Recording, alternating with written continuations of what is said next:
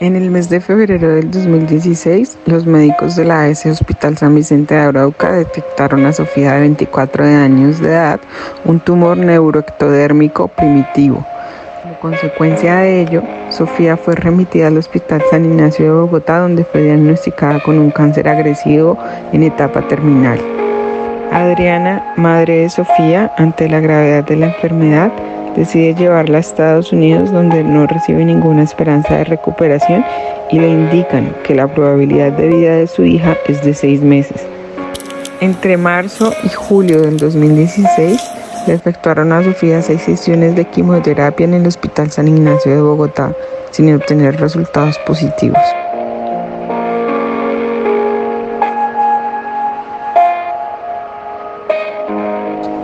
En agosto de 2016, Sofía decide no continuar con el tratamiento, puesto que no se veía recuperación y además le causaba intensa astenia, adinamia, cefalia, náuseas y vómitos, efectos secundarios que le impedían desarrollar sus actividades cotidianas sin ayuda de terceros.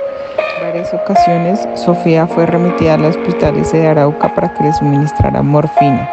Finalmente, el 3 de octubre del 2016, Sofía y su madre presentan solicitud por escrito al gerente del Hospital San Vicente de Arauca con el fin de que se autorice la eutanasia. El hospital se pronunció indicando que, de conformidad con la resolución 1216, la entidad no está en la obligación de llevar a cabo dicho procedimiento, toda vez que no cuenta con un médico especialista en oncología que permita conformar un comité científico interdisciplinario. El 20 de octubre del 2016, la madre de Sofía, actuando por intermedio del apoderado judicial y como agente oficiosa, instaura acción de tutela contra la Unidad Administrativa Especial de Salud de Arauca, la ES Hospital San Vicente de Arauca y la nueva EPS, al considerar vulnerados los derechos fundamentales a la salud y a morir dignamente de su hija. El 20 de octubre del 2016, el Juzgado Segundo Administrativo Oral del Circuito de Arauca admitió la acción de tutela, citó al médico internista de la ES Hospital San Vicente de Arauca a rendir declaración a la madre de Sofía y efectuó la vinculación del Ministerio de Salud y Protección Social y ordena notificar al Ministerio Público. El 3 de noviembre del 2016, el Juzgado Segundo Administrativo Oral del Circuito de Arauca concede el amparo invocado por la madre de Sofía. De manera preliminar, hace referencia a los pronunciamientos de las sentencias C239 del 97 y T970 del 2014, en las que la Corte fijó los parámetros que deben ser verificados en cada caso concreto para determinar la viabilidad del procedimiento de eutanasia. Dentro de su análisis, encontró que se cumplió con el requisito de padecer una enfermedad terminal e intensos dolores.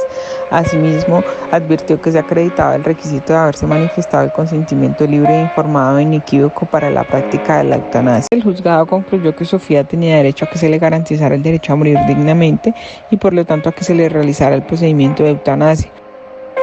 El expediente de la referencia fue seleccionado para su revisión por la Sala de Selección de Tutelas de la Corte Constitucional mediante auto del 30 de marzo del 2017. Para continuar con el análisis jurisprudencial de la sentencia, demostrará a colación el problema jurídico que estableció la Corte Constitucional, los cuales fueron 2. El primero se encuentra dividido en 3 ítems. Vamos a indicar si vulneró la nueva EPS el derecho fundamental a la salud y al morir dignamente de Sofía en razón a 3 circunstancias. Primero, por no garantizar el debido procedimiento de la eutanasia, por la falta de infraestructura con la cual contaban el sistema de salud o el centro de salud en el cual ella recibía todas sus atenciones y procedimientos. El segundo es el no acompañamiento o ayuda psicológica para ella y para su familia durante y después de la realización del procedimiento de eutanasia. Y como tercero, es imposición de trabas administrativas a las cuales fueron sometidas como usuario del servicio de salud. El siguiente problema jurídico, vamos a establecer si vulneraron las entidades estatales los derechos fundamentales a la salud y a morir dignamente por no encontrarse regulado y no realizar las medidas necesarias para el cumplimiento de la resolución 1216 del 2015.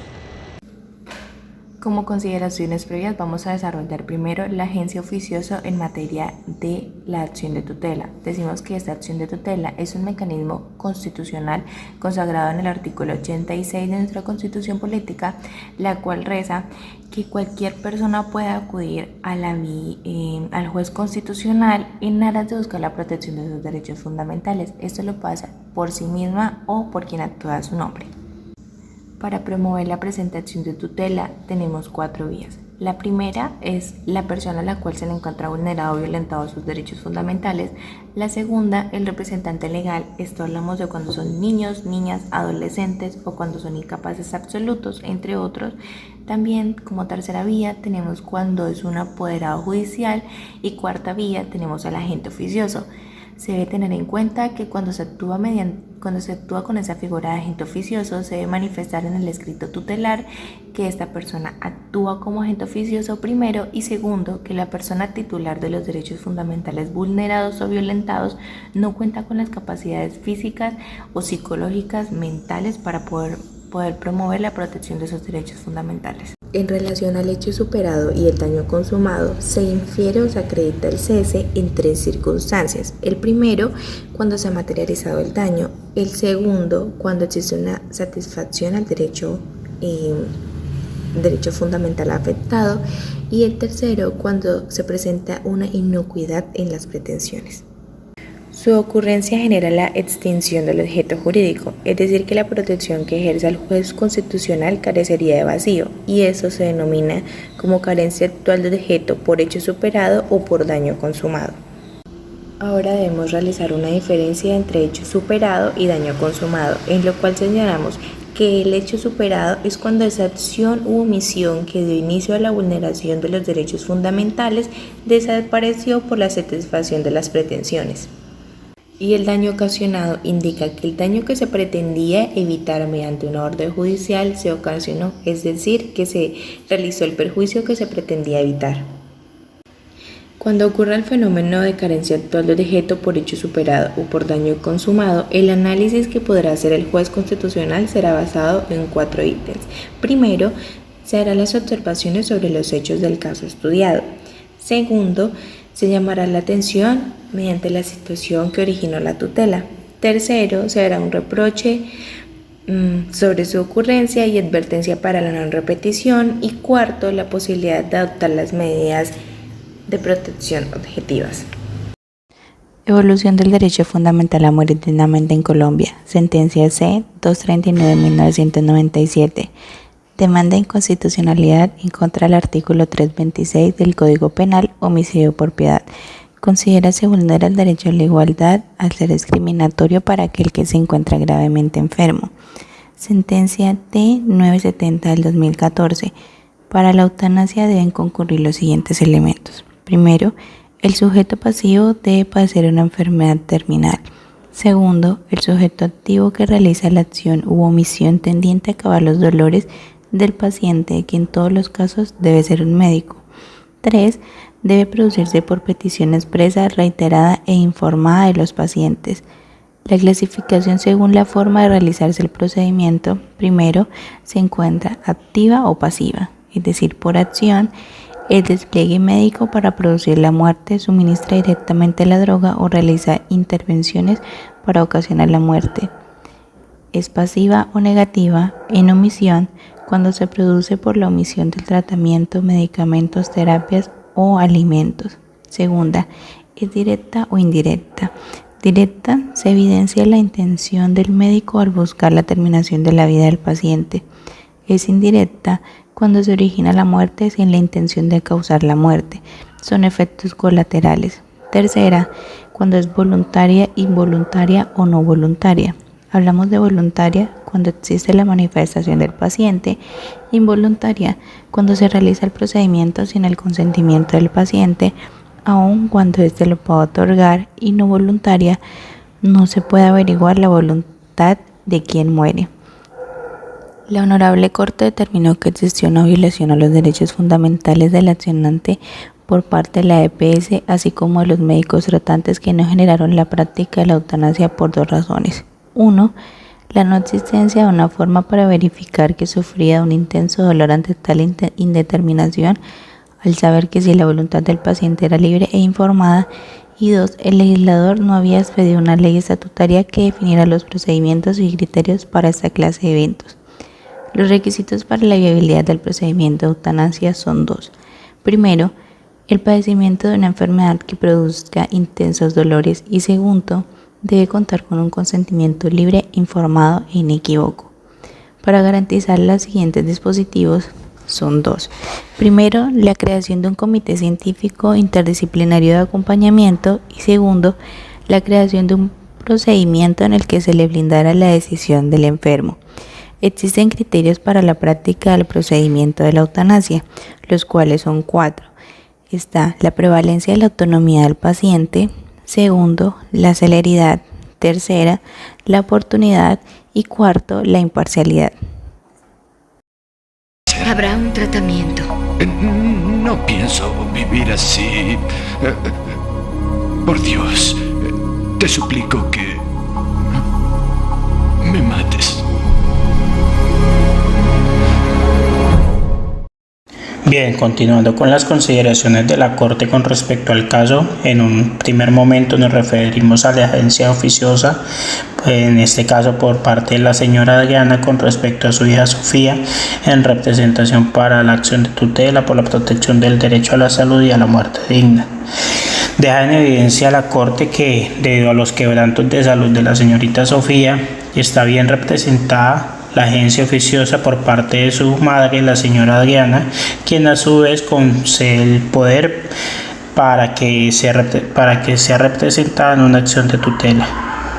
Como segundo punto dentro de las consideraciones se habla sobre el daño consumado, que es esta situación donde se genera la extinción del objeto jurídico de la tutela o también determinado como una carencia actual de objeto, que se puede dar por dos motivos, ya sea por un hecho superado o por un daño consumado. En este caso, pues hablamos obviamente de manera evidente un daño consumado que se llevó a través de la práctica de la eutanasia en la Clínica Foscal de Bucaramanga el 7 de enero de 2017. En este caso se representa cuando la amenaza o la transgresión del derecho fundamental ya ha generado el perjuicio que se pretendía evitar con el mecanismo preferente de la tutela. La Corte manifiesta además que, teniendo en cuenta que se trata de un supuesto en el que se afecta de manera definitiva los derechos fundamentales, no es solamente una posibilidad, sino que es un deber del juez constitucional de pronunciarse de fondo y exponer así las razones por las cuales se produjo un perjuicio en cabeza del accionante, además también de realizar las advertencias respectivas para efectivizar la garantía de no repetición. Como punto final de las consideraciones, advierte la Sala que existe una flagrante vulneración de los derechos a la salud y morir dignamente a Sofía. Pues señala esto en un principio que la IPS no cumple con la resolución 1216 del 2015, como lo manifiesta la señorita Sofía, de que no cuenta con la infraestructura necesaria para llevar a cabo la eutanasia dentro de sus instalaciones, así como también no demuestra las objeciones de conciencia que ejercieron los 3 profesionales de la salud, quienes podrían de manera asistida llevar dicho procedimiento.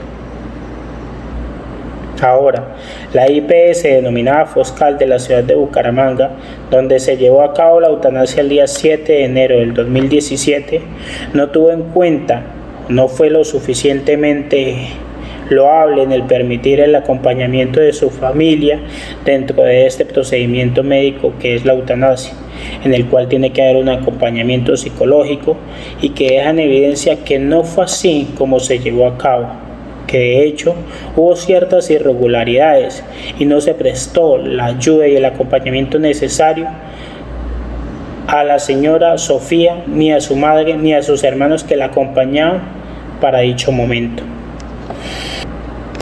Como final y más grave, aún el actuar de la nueva EPS, formando cualquier cantidad de trabas en el proceso. Le establece también al Ministerio de Salud y Protección Social que como rector de la política pública del sector tiene la obligación de garantizar no solo la regulación de dicha política, sino su adecuada implementación y aplicación. Es decir, que su labor no se limita a la expedición de normas, sino además a la verificación de su acatamiento.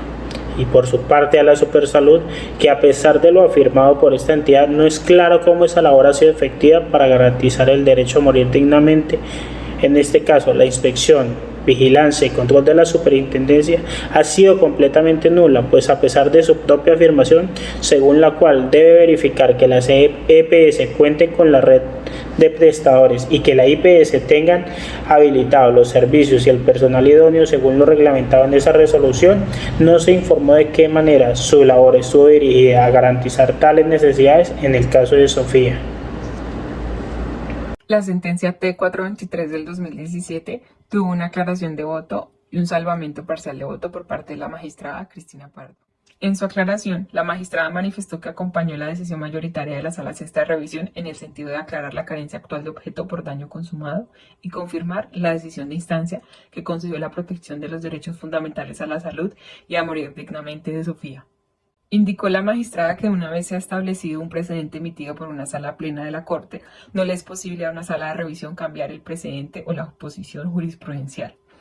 Indicó que una de las causales de nulidad de las sentencias de la Corte por desconocimiento del derecho al debido proceso se configura cuando una sala de revisión se aparta de la jurisprudencia sentada por la sala plena de la Corte Constitucional. Sin perjuicio de lo anterior, aclaró su voto respecto a la línea jurisprudencial instaurada en la sentencia C-239 del 97, pues señala que dicha sentencia parece partir de la base de que existen condiciones en las que la vida deja de ser digna, afirmación que a juicio de la magistrada resulta incompatible con el modelo de Estado social de derecho actual de nuestro país. Respecto al salvamento parcial de voto, indicó que según la providencia, la jurisprudencia aplicable al caso se enmarca en las sentencias T-493 de 1993, C-239 de 1997 y T-970 de 2014. A juicio de la magistrada, la sentencia T-970 del 2014 modificó la jurisprudencia establecida en la sentencia C-239 del 97, concretamente en los aspectos que se plazan a explicar a continuación. En primer lugar, porque la sentencia de la Sala Plena fijó con claridad que el homicidio por piedad era exequible, con la advertencia de que en el caso de los enfermos terminales en que concurra la voluntad libre del sujeto pasivo del acto, no podrá derivarse responsabilidad para el médico autor, pues la conducta está justificada. Con base en lo anterior, exhortó al Congreso para legislar sobre el asunto teniendo en cuenta unos criterios que fijó en su momento la Corte Constitucional. Estos criterios son los siguientes. El primero de ellos es la verificación rigurosa por personas competentes de la situación real del paciente, de la enfermedad que padece, de la madurez de su juicio y de la voluntad inequívoca de morir. El segundo criterio es la indicación clara de las personas que deben intervenir en el proceso. El tercer criterio corresponde a las circunstancias bajo las cuales debe manifestar su consentimiento la persona que consiente su muerte o solicita que se ponga término a su sufrimiento. El cuarto criterio son aquellas medidas que deben ser usadas por el sujeto calificado para obtener el resultado filantrópico. El quinto criterio es la incorporación al proceso educativo de temas como el valor de la vida y su relación con la responsabilidad social, la libertad y la autonomía de la persona. Así pues, como lo señala la Corte en la sentencia C-239 de 1997, mientras que se regula el tema por parte del legislador, en principio, todo homicidio por piedad de enfermos terminales debe dar lugar a la correspondiente investigación penal a fin de que en ella los funcionarios judiciales, tomando en consideración todos los aspectos relevantes para la determinación de la autenticidad y fiabilidad del consentimiento, determinen y establezcan si la conducta del médico ha sido o no antejurídica en los términos señalados en esa sentencia.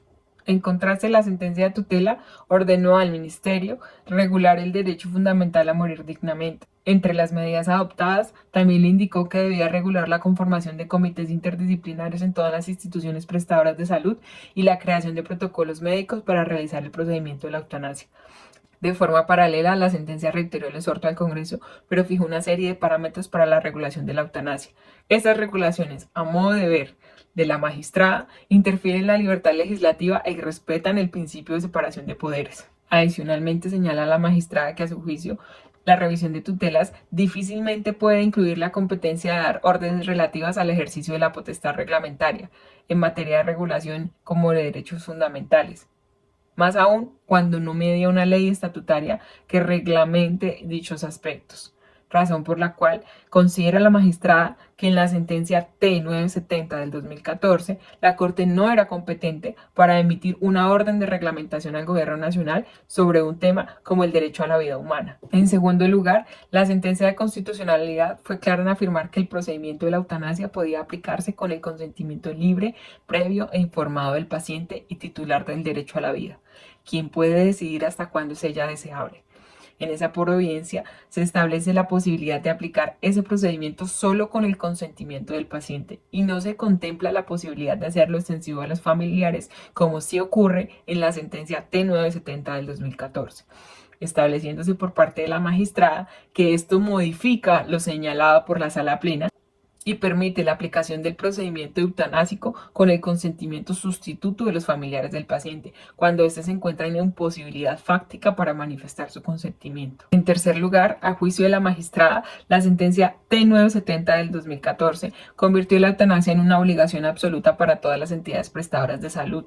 Esto último conllevó a que el Ministerio de Salud regulara a través de la resolución 1216 del 2015 e impusiera la obligación de tener personal médico no objetor sin considerar la situación de las instituciones que prestan el servicio a la salud a la luz de un ideario ético religioso, las cuales se encuentran amparadas por el literal A del artículo 14 de la Ley 33 del 94. Por lo anterior, considera la magistrada que la sentencia T970 del 2014, sobre la que se fundamentan las decisiones adoptadas en la sentencia T423 del 2017, de las cuales se aparta, además de no constituir un precedente vinculante, realizó consideraciones modificatorias de la posición jurisprudencial establecida por la Sala Plena de la Corte y motivó la emisión de un acto administrativo. Finalmente, indica la magistrada que no está de acuerdo con la conclusión de la sentencia T423 del 2017 sobre la presunta responsabilidad del Ministerio de Salud y de la Superintendencia de Salud, en el caso específicamente de Sofía. El derecho es una profesión que nos permite darnos golpes de realidad día a día. Es el caso de la sentencia que nos correspondió desarrollar. Somos conscientes de la existencia de muchas fallas en la prestación del servicio de salud en nuestro país, pero somos ignorantes del sufrimiento que estas fallas producen a millones de pacientes a nivel nacional. No se puede llegar a comprender en algunos casos cómo la protección a la salud, una vida digna, una muerte digna se pueden ver coartadas por diferentes trabas y responsabilidades administrativas. No se entiende cómo seres humanos dejamos de ver la salud como un valor primordial, inherente, inquebrantable, impostergable y lo transformamos en un negocio o simplemente en una autorización para poder acceder a la misma. Creemos de manera firme que necesitamos volvernos más constitucionalistas y aprender a proteger lo que es verdaderamente importante.